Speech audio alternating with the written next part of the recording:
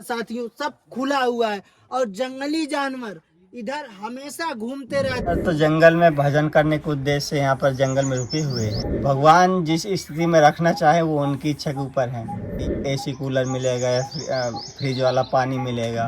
अगर हमने भजन के लिए अपने शरीर को अर्पण कर दिया है तो उसकी जिम्मेवारी भगवान की होती है। दुखी रखें, चाहे संघर्ष में रखें, चाहे जिस स्थिति में रखें। इसमें रहते हुए हमें लगभग 8 साल के लगभग होने जा रहा है। अपने से देखा नहीं जा रहा है क्योंकि कहीं ना कहीं आप लोगों की ही बदौलत ये धारा रुकी हुई है हमारे साथियों। इस समय मैं चित्रकूट के ऐसे आश्रम ऐसी कुटी पर आ पहुंचा हूं कि मेरी हिम्मत नहीं हो रही है कि संत महाराज जी से मैं कैसे दर्शन कराऊं। आप पहले उनकी कुटिया को देखिए, कितनी दुर्लभ कुटी है। ऊपर आप देख सकते हैं सब महाराज जी ने चादरों को सिलकर ऊपर से रहने को बनाया है। अभी तो बारिश शुरुआत नहीं हुई, बारिश में महाराज जी आप देख सकते हैं कैसे रहते होंगे। सारा खुला पड़ा हुआ है। कहीं ना कहीं हम सब बहुत बड़ी गलती कर रहे हैं क्योंकि हम सब पक्के मकानों में रहते हैं। थोड़ी सी गर्मी आ जाती है तो हम सब रह नहीं पाते हैं। लेकिन ये महाराज जी अभी युवा ही हैं, लेकिन इतने जर्जर कुटी में कैसे रहते हैं महाराज जी, कैसे रहते होंगे, कैसे वो तपस्या करते होंगे। इन्हीं लोगों की देन है कि हमारी धारा कहीं ना कहीं रुकी हुई है। हम सब बुराई से बचे हुए हैं। आप सब देख सकते हैं यह पानी जब इस पे पड़ता होगा तो नीचे की तरफ चूता होता, टपकता होगा। कैसे महाराज जी इस कुटी में रहते हैं। इतनी दयनीय स्थिति यहाँ पर ये देख सकते हैं आप सब। पत्थरों से ये फटे फटे पॉलीथीन से महाराज जी ने इसको ढक कर रखा है। साथियों हम सब इतने काबिल अभी नहीं हैं कि इसका निर्माण करवा सकें, लेकिन अगर हम इस लायक हुए तो पहले हम इसका निर्माण ही करवाएंगे। अभी आपको अंदर लेकर चलते हैं साथियों। देखते हैं महाराज जी कैसे रहते हैं। ऊपर आप देख सकते हैं बट वृक्ष है, इस पे कीड़े मकोड़े गिरते रहते हैं और कोई भी विषैला जानवर इस रास्ते से अंदर जा सकता है। आप देख सकते हैं कितनी जर्जर कुटी हो चुकी है। आत्मा देखकर एकदम दुखी हो गई, लेकिन अभी हम इस काबिल नहीं हैं कि महाराज जी का कुछ सहयोग कर सके। आप देख सकते हैं साथियों ये सब फटे फटे चद्दर है। किसी तरह महाराज जी यहाँ पर रहकर तपस्या करते हैं। कैसे महाराज जी इसमें रहते होंगे, बारिश में, ठंडक में महाराज जी इस कुटी में कैसे घोर तपस्या करते हैं साथियों।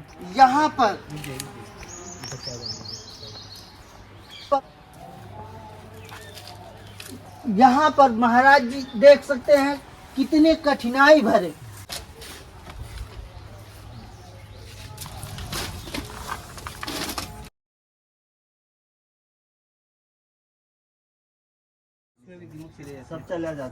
साथियों आप देख सकते हैं इसी कुटी में अंदर से आप देख सकते हैं कितनी जर्जर हो चुकी है ये कुटी।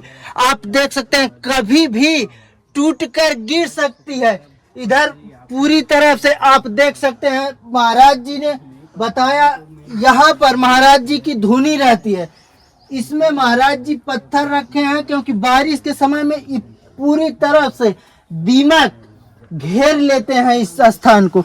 ये महाराज जी देख सकते हैं कैसे दुर्गम जीवन महाराज जी व्यतीत कर रहे हैं और हम सब महलों में रहते हैं। महाराज जी की थोड़ी भी मदद हम सब नहीं कर सकते। ये देख सकते हैं जर्जर कितनी जर्जर कुटी हो चुकी है। अंदर से कब टूट जाए कोई भरोसा ही नहीं है इस कुटी का। लेकिन हमारे महाराज जी इसी में रहते हैं, इसी में भक्ति भाव साधना करते हैं। आप देख सकते हैं इधर कितने धूल मिट्टी फैली हुई है। यहीं पर महाराज जी रहते हैं। आप देख सकते हैं कोई थोड़ा भी जगह रखने का व्यवस्था नहीं है और किसी तरह महाराज जी ने ढक कर रखा है। यह कुटी आप देख सकते हैं आर पार दिखाई दे रही है।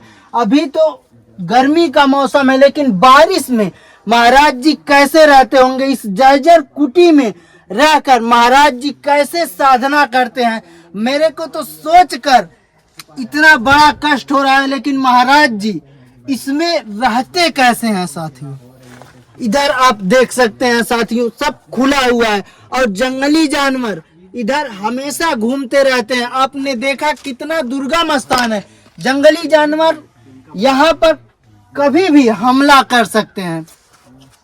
इस स्थिति में महाराज जी रहते हैं। ये सब देख सकते हैं, लकड़ी के छोटे छोटे गेट हैं। अगर जंगली जानवर देखने में कभी भी हमला करना चाहे, ये देख सकते हैं, ये सब लाख है, ये लाख लगा के रखे हैं महाराज जी। ये सब जंगली जानवर के लिए ये क्या है, कुछ भी नहीं है। थोड़ा सा भी वो एफर्ट लगाएगा तो महाराज जी के पता नहीं क्या कर सकता है। कुटी का आप हालत देख सकते हैं, एकदम फटी पड़ी हुई है कुटी। लेकिन हम सब अपने घरों में रहते हैं, थोड़ा सा भी दिक्कत होता है तो रोना पड़ता है, लेकिन महाराज जी कहीं ना कहीं हम लोगों के लिए कितनी कठिन तपस्या कर रहे हैं। यहाँ पर देखिए महाराज जी बारिश से बचने के लिए अपना ईंधन की व्यवस्था किए हुए हैं साथी। इधर देखिए एकदम सब कुछ बिखरा पड़ा हुआ है, खुला पड़ा हुआ है, कोई भी यहाँ पर आता जाता नहीं। महाराज जी बस अकेले रहते हैं साथियों। और इतनी विकट स्थिति में कैसे महाराज जी रहते होंगे। महाराज जी जय श्री राम भैया। महाराज जी ऐसे स्थिति में आप कैसे रहते हैं महाराज जी। भाई देखो, हमारा तो जंगल में भजन करने के उद्देश्य से यहाँ पर जंगल में रुके हुए हैं और मेन उद्देश्य है सिर्फ भजन करना जी। अब भगवान जिस स्थिति में रखना चाहे वो उनकी इच्छा के ऊपर है। अब हम ये मन में तो नहीं रखते हैं कि हम जंगल में जाएंगे हमें एसी कूलर मिलेगा या फ्रिज वाला पानी मिलेगा या दूसरी फैसिलिटीज़ मिलेंगी। हम ये सोच के आए हैं जंगल में कि अगर हमने भजन के लिए अपने शरीर को अर्पण कर दिया है तो उसकी जिम्मेवारी भगवान की होती है। भगवान जैसे रखना चाहें, चाहे सुखी रखें, चाहे संघर्ष में रखें, चाहे जिस स्थिति में रखें, वो उनकी इच्छा के ऊपर है। फिर भी महाराज जी आपकी कुटिया एकदम दयनीय स्थिति में है महाराज जी। अभी तो गर्मी का मौसम है, बारिश में महाराज जी आप कैसे रहेंगे महाराज जी। पानी तो टपकता होगा ना महाराज जी। इसमें रहते हुए हमें लगभग 8 साल के लगभग होने जा रहा है जी महाराज। अब जंगल है और उस स्थिति में रह रहे हैं तो अब आदत सी हो गई है। अब क्या करें, भगवान जिस स्थिति में रखता है तो उसी में प्रसन्न रहना पड़ता है। तो हमारा मन में किसी तरह का कोई ग्लानि नहीं है कि भगवान हमें इस स्थिति में रखे हुए हैं। हम तो प्रसन्न है कि भगवान जैसे रखें तो उनकी इच्छा के ऊपर है। हम तो उनकी इच्छा में ही प्रसन्न हैं। जी महाराज जी। फिर भी महाराज जी अपने को बहुत कष्ट हो रहा है, क्योंकि अभी हम उस लायक नहीं हैं, लेकिन जब भी राम इच्छा होगी महाराज जी आपका इसका उद्धार जरूर हम सब करेंगे महाराज जी। क्योंकि अपने से देखा नहीं जा रहा है, क्योंकि कहीं ना कहीं आप लोगों की ही बदौलत ये धारा रुकी हुई है महाराज जी। हाँ, अगर हमारा भाव है इस तरह का तो जरूर, पर जो नास्तिक किस्म के होते हैं उनको कैसे समझाएंगे। तो उनके अंदर तो जब भगवान के प्रति ही श्रद्धा भाव नहीं है तो संतों के प्रति कैसे होगी। महाराज जी आज नहीं तो कल भाव बदलेंगे महाराज जी, क्योंकि कहीं ना कहीं वो भगवान हैं जो इस धारा को रोके हुए हैं, चला रहे हैं। क्योंकि महाराज जी बुराइयां तो बहुत आ जा रही हैं। देखो भाई, सबको चलाने वाले भगवान हैं जी। वो सदियों से चलाते आ रहे हैं, पर क्या होता है कि कुछ उसमें अपना भी प्रयास लगता है कि हमें जो है अच्छाई बुराई को परखना है कि हमारा मार्ग किस तरफ जा रहा है। जी। अगर हम सच्चाई के मार्ग पर चल रहे हैं, धर्म के मार्ग पर चल रहे हैं तो हमारा हितकर है वो। जी। अगर हम गलत मार्ग पर चल रहे हैं तो हमारे लिए आज भले ही सुखदायी हो, परंतु हमारा कल या भविष्य या अगला जन्म हो सकता है कि हमें कष्ट भोगना पड़े। इसीलिए हमें ऐसा कार्य करना चाहिए कि जिससे जो है हमारा जो है अगला जो भविष्य आने वाला है उसके लिए जो है हम नए संस्कार जागृत करें, नए मतलब कि या फिर सत्संग के माध्यम से भगवान से जुड़ें, जैसे भी हो सके हमें सत्य के मार्ग पर चलना है। अब अधिक तो हम क्या कहें कि भाई भगवान का भजन सबके लिए ज़रूरी है, जी चाहे वो गृहस्थ जीवन में रहने वाला हो, चाहे साधु महात्मा हो, चाहे कोई भी हो, सबके लिए ज़रूरी है। तो इसलिए है यही कहेंगे कि भाई अगर आप अपना जीवन सुधारना चाहते हैं या फिर कष्टमय स्थिति से उबरना चाहते हैं तो अपना जो है थोड़ा समय निकाल करके अपना घर में रहकर भी भजन कर सकते हैं। जी हम जंगल में रह के भजन कर रहे हैं, वो आप घर में भी कर सकते हैं। तो घर में भजन कर सकते हैं। हाँ, क्यों नहीं कर सकते। पहले के आप कोई भी इतिहास उठा के देख लीजिए, चाहे राजा महाराजा के समय में ले लीजिए, चाहे उनके बाद के समय का ले लीजिए, तो जितने भी साधु संत हुए हैं या फिर जो साधु संत से जुड़े रहे हैं तो वो अपना घर में गृहस्थ जीवन में रह करके भी अपना जो है भजन करते हुए रहे। जी महाराज जी, यहाँ आप बता रहे हैं 8 वर्षों से रह रहे हैं महाराज जी। जी महाराज जी, आप 8 वर्षों से रह रहे हैं, यानी कि बहुत ही कम उम्र में महाराज जी आपने संत की तरफ अपने कदम बढ़ाए महाराज जी। अब ज़्यादा कम उम्र में तो नहीं कह सकते, क्योंकि पर ये है कि भाई हाँ, हमारे हिसाब से वो बहुत देर हो चुकी थी, क्योंकि हम जो है अपना ग्रेजुएशन करने के बाद जो है इस बेस में आए हैं। और पहले जब हम स्टडी करते थे तो पहले शुरुआत में इस तरह का विचार था कि हम मतलब कि स्टडी करके कोई सर्विस वगैरह करेंगे, तो मतलब कि उस तरह का जीवन जिए। पर जो है भगवान की कुछ प्रेरणा ऐसी थी कि हम जो है स्टडी पीरियड में ही जो है एक संत जी से मुलाकात हो गई, तो उनके सत्संग के माध्यम से जो है हमें नया मार्ग मिल गया। तो हमारी रुचि उसकी तरफ ज़्यादा लगी, मतलब कि झुकाव ज़्यादा था। तो जो है उन्होंने जो है संत जी ने मार्ग बताया हमें भजन के लिए, तो हमें अच्छा लगा। तो जो है हम धीरे धीरे जो है प्रयास करते रहे घर में ही, और भगवान की कृपा से एक दिन जो है वो सब पीछे छूट गया और भजन करने के लिए हम जंगल में आ गए। बताइए साथियों, महाराज जी वेल एजुकेटेड है, यानी कि महाराज जी वहाँ से यहाँ रह रहे हैं, ऐसे कुटिया में रह रहे हैं जिसकी स्थिति हमने आपको दिखाई।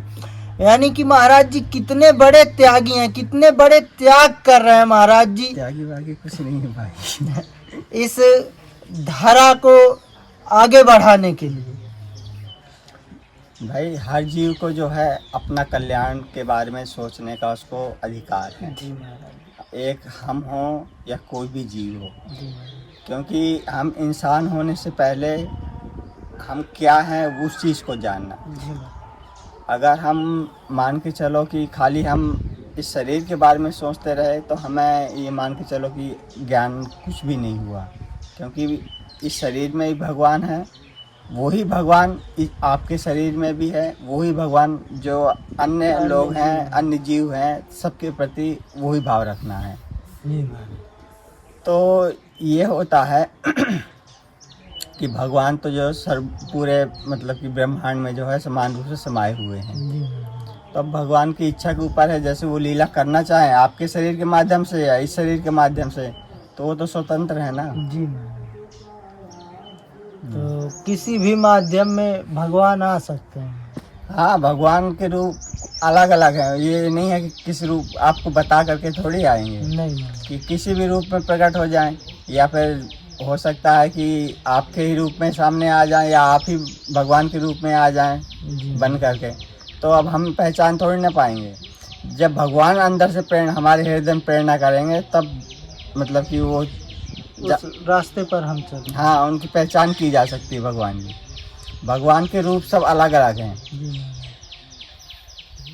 तो जो है भगवान अंदर सबके हृदय में रहते हैं। भगवान जो है सबके हृदय में रहते हैं और सबको प्रेरणा वही करते हैं। जी। तो इसलिए जब वो प्रेरणा करते हैं तभी भक्त उनको पहचान पाता है। जी। और महाराज जी, जैसे अगर अपने अंदर की बुराइयों को समाप्त करना हो तो महाराज जी के क्या किया जाए? नाम जप करिए। भगवान का सबसे सरल रास्ता यही है कि भगवान जिस नाम भगवान में आपकी श्रद्धा हो, आस्था हो, या कह सकते हैं कि जिनमें आपका प्रेम हो, तो उन भगवान का जो है आप नाम जप करिए। नाम जप का प्रभाव इस युग में विशेषकर है, तो उनका प्रभाव इस युग में अधिक है, तो उस कारण जो है धीरे धीरे आपकी बुराइयां आपसे दूर होती धीरे धीरे होती चली जाएंगी। ये हम कहें कि हम खाली आपको मन बहलाने के लिए कह रहे हैं, तो ऐसा कुछ नहीं है। ये बात जब आप यहाँ आए हैं और हमारे मतलब की स्थिति को देखते हुए आप ये सब पूछ रहे हैं, तो बता रहे हैं आपसे कि ये बात बिल्कुल 100% सत्य है कि अगर आप भगवान का मन से अगर भगवान का आप जप करते हैं तो धीरे धीरे बुराइयाँ आपसे दूर होती चली जाएंगी।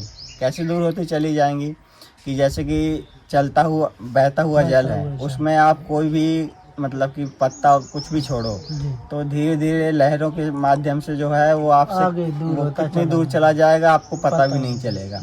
इसी तरह बुराइयां होती हैं। अगर हमारे सबके शरीर में मतलब कि सबके अंदर ये बुराइयां कुछ ना कुछ थोड़ी थोड़ी होती हैं। हमारे अंदर भी हुआ करती थी, अब है कि नहीं ये तो भगवान जाने। पर यह है कि भजन के नाम के प्रभाव से धीरे धीरे वो सब चीज़ें दब जाती हैं। और महाराज जी क्या संत लोगों के जो दर्शन करते हैं उनसे भी उनको कुछ फल प्राप्त होता है महाराज जी?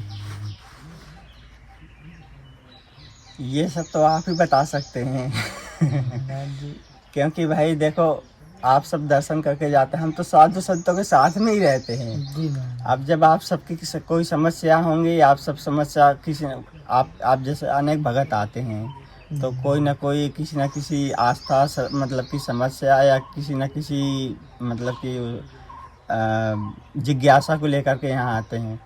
तो जब आपकी इच्छा पूर्ति हो जाती है उस चीज़ को साधु संतों के दर्शन से, तो वो सब अनुभव तो आप ही बता सकते हैं ना।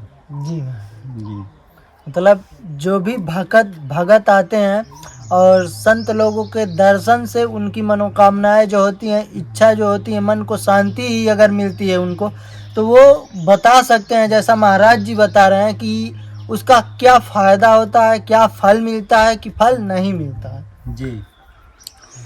और महाराज जी यदि अपने मन के विकारों को दूर करना चाहें तो महाराज जी क्या करें? जो गुरु ने नाम बताया है उस नाम का जप करिए। जी महाराज। उससे सब विकार दूर हो जाएंगे। जैसे अभी इससे पहले एक एग्जाम्पल दिया था ना कि गंगा जी में कोई जी पानी डाल दें तो वो पत्ते डाल दें तो बहते हुए चले जाएं। इसी तरह भगवान का नाम का जप करिए तो भगवान का नाम में इतना प्रभाव है कि धीरे धीरे सब बुराइयां जो हैं शांत हो जाएंगी। जय श्री राम। साथियों अब यहीं पर वीडियो को समाप्त करते हैं और एक बार फिर मेरे से रहा नहीं जा रहा है, मैं आपको दिखा सकता हूं कि ऊपर देखिए कितनी कठिनाई है। महाराज जी की कुटिया को आप देख सकते हैं, सब चद्दर महाराज जी ने लगाया है और फटे पड़े हुए हैं। बारिश में, ठंडक के मौसम में ये सभी फट जाएंगे। मेरे को तो ऐसा ही लगता है। नीचे आप देख सकते हैं कुटिया कितनी जर्जर थी, मैंने दिखाया।